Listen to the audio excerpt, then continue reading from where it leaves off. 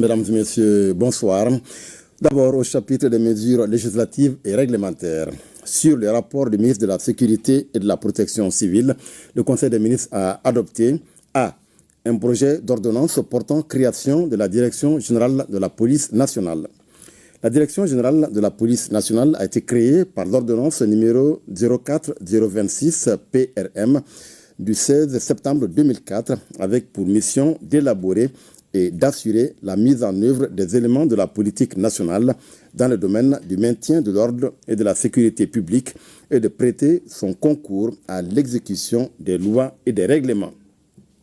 L'application de ce texte a révélé des insuffisances liées notamment à la militarisation de la police nationale en 2022 et à l'évolution de la criminalité, du terrorisme et de la cybercriminalité. Le projet d'ordonnance adopté corrige ces insuffisances et apporte les innovations ci-après. La mise en œuvre des stratégies de lutte contre l'insécurité sous toutes ses formes, l'établissement des documents de voyage et d'identité sécurisés, l'exercice de la police judiciaire militaire et de la prévôté, la participation à la mobilisation et à l'emploi des réservistes, la participation à la défense opérationnelle du territoire. B. Un projet d'ordonnance portant création de la Direction générale de la protection civile. La Direction générale de la protection civile a été créée par l'ordonnance numéro 98026 PRM du 25 août 1998, modifiée avec pour mission d'élaborer les éléments de la politique nationale en matière de protection civile et de veiller à sa mise en œuvre. La militarisation de la protection civile en 2022 et les insuffisances constatées dans l'application de l'ordonnance de 1998 ont rendu nécessaire sa relecture.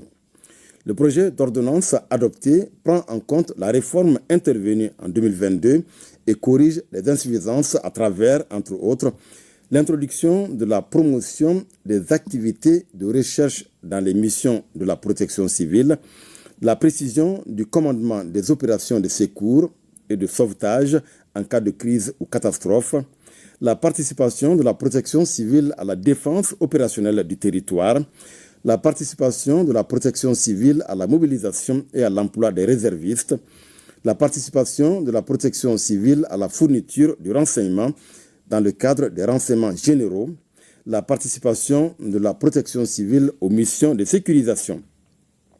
Au chapitre des communications, 1. Sur le rapport du ministre des Transports et des Infrastructures, le Conseil des ministres a pris acte d'une communication écrite relative au plan stratégique de développement de la météorologie et son plan d'action 2026-2030. L'Agence nationale de la météorologie a été créée par l'ordonnance numéro 22004 PRM du 24 février 2012 avec pour mission l'observation et l'étude du temps, du climat et des constituants atmosphériques de l'environnement en vue d'assurer la sécurité des personnes et des biens et de contribuer au développement économique et social du pays par la fourniture d'informations et de services appropriés à tous les usagers. Au cours des 10 dernières années, elle a entrepris plusieurs actions structurantes dans le cadre de la mise en œuvre du plan stratégique de développement de la météorologie et son plan d'action 2018-2022. L'évaluation de la mise en œuvre du plan d'action 2018-2022 a recommandé l'élaboration d'un nouveau plan stratégique de développement de la météorologie. Le plan d'action stratégique a pour objectif de positionner la météorologie nationale comme un pilier technologique de la durabilité et de la souveraineté du pays par la génération des informations climatiques et météorologiques fiables pour la gestion des risques, la sécurisation des infrastructures critiques et l'optimisation économique des secteurs stratégiques. Il s'articule autour de 3 axes stratégiques: la modernisation des infrastructures, l'optimisation des données et la montée en puissance des capacités, l'élaboration de prévisions axées sur les impacts pour une meilleure gestion des risques, la valorisation des services et l'optimisation de l'économie météorologique. 2. Le ministre de l'Énergie et de l'Eau a informé le Conseil des ministres de la participation du Mali à la réunion des ministres chargés de l'énergie des mines et du pétrole de la Confédération AES, élargie au Togo et au Tchad, tenue le 10 décembre 2025 à Niamey, au Niger. Cette réunion, précédée de la réunion des experts, tenue les 8 et 9 décembre 2025, avait pour objectif d'échanger sur l'opérationnalisation du pilier développement de la feuille de route de la Confédération des États du Sahel concernant les projets contribuant à la souveraineté énergétique, minière et pétrolière. À l'issue des travaux, les ministres ont adopté le rapport de la réunion des experts avec des recommandations communes au secteur de l'énergie, des mines et du pétrole. Les ministres se sont également engagés à mettre en œuvre les actions prioritaires identifiées dans les secteurs énergétiques, miniers et pétroliers. 3. Le ministre de la Jeunesse et des Sports, chargé de l'instruction civique et de la construction citoyenne, a informé le Conseil des ministres A. Du lancement de l'initiative Mon service public, mon engagement citoyen. L'initiative Mon service public, mon engagement citoyen a pour objectif de mobiliser la jeunesse autour d'actions citoyennes concrètes en vue de la remise en état des infrastructures publiques du district de Bamako et de celles des régions à travers des activités de nettoyage, de peinture ainsi que de pose de fresques citoyennes. B.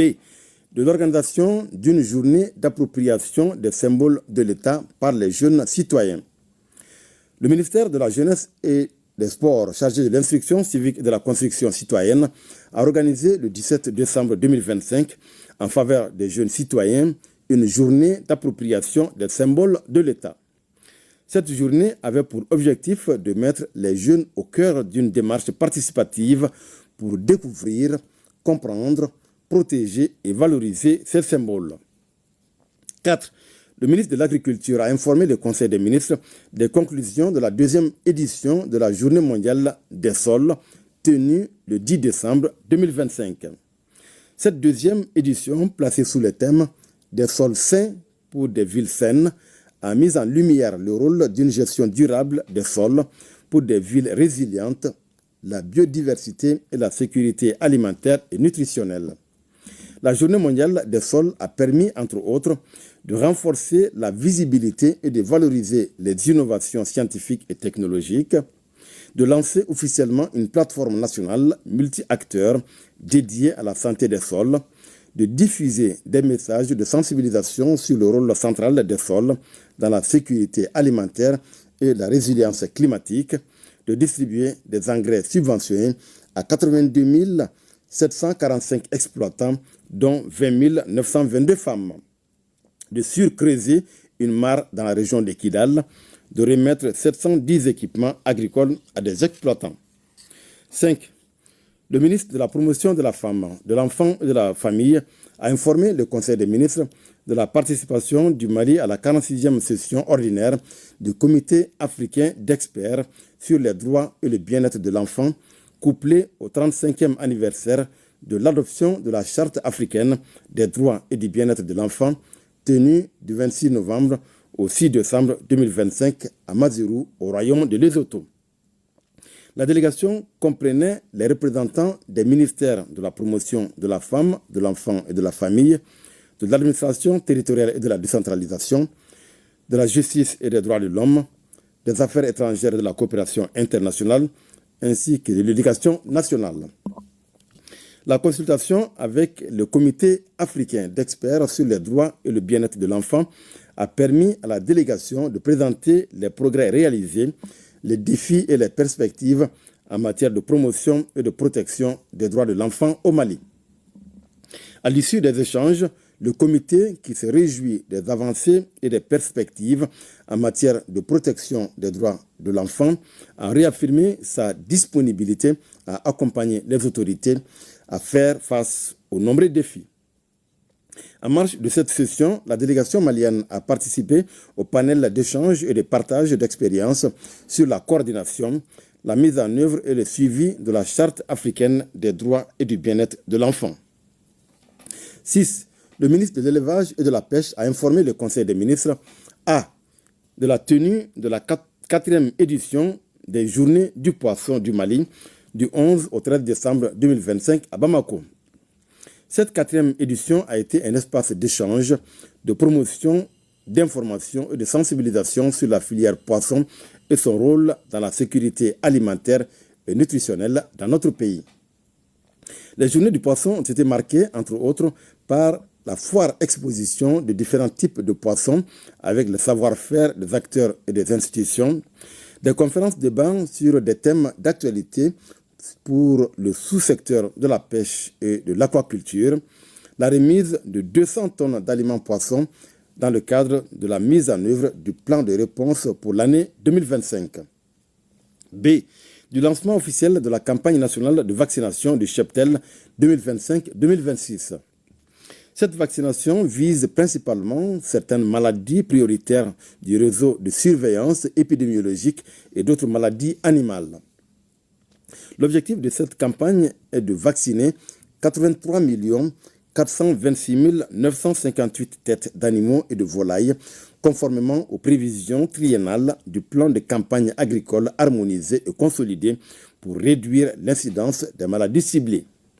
Le lancement officiel de la campagne est prévu le 26 décembre 2025 au marché à bétail à Cathédrale. 7.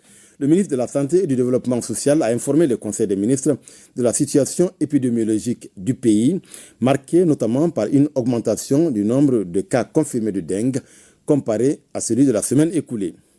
Le président de la transition, chef de l'État, a appelé la population au respect strict des mesures de prévention et de lutte contre les maladies.